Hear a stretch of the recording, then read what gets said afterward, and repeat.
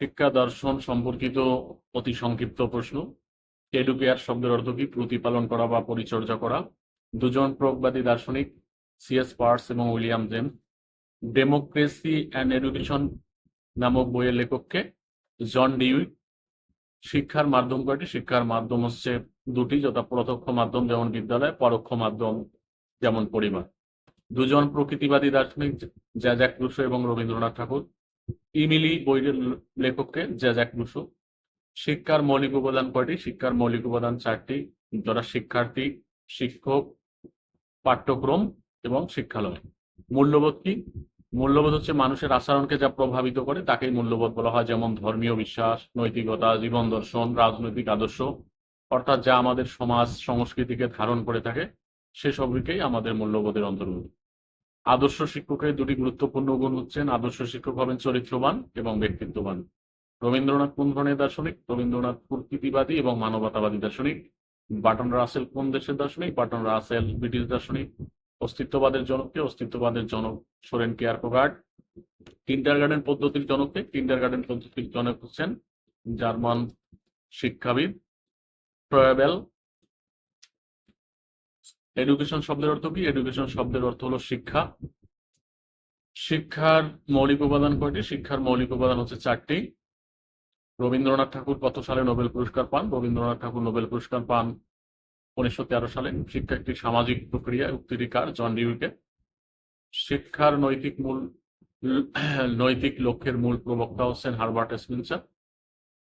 সৃষ্টিকর্তার হাত হতে যা প্রথমে আসে তা তখন পবিত্র থাকে, কিন্তু মানুষের হাতে সবকিছু বিকৃত হয়, এই উক্তিটির প্রবক্তা হলেন জ্যাক রুসো। জন ডিউই কোন দেশের দার্শনিক? জন ডিউই আমেরিকান দার্শনিক। সার্ত্রে কোন ধরনের দার্শনিক? সার্ত্রে হচ্ছেন একজন অস্তিত্ববাদী দার্শনিক।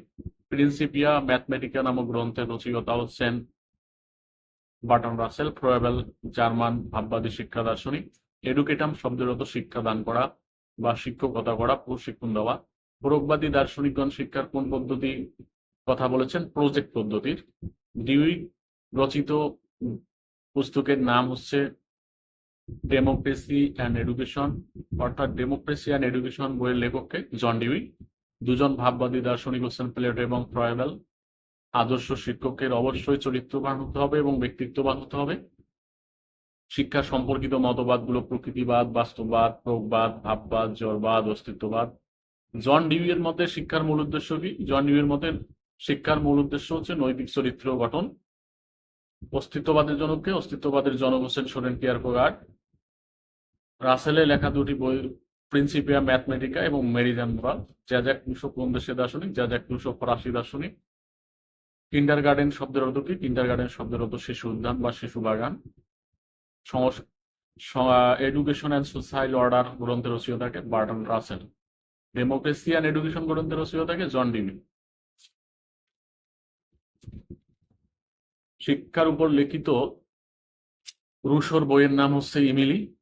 দুজন অস্তিত্ববাদী দার্শনিক হচ্ছেন সোরেন কিয়ারকেগার্ড এবং জ্যাপল সার্ত্রে।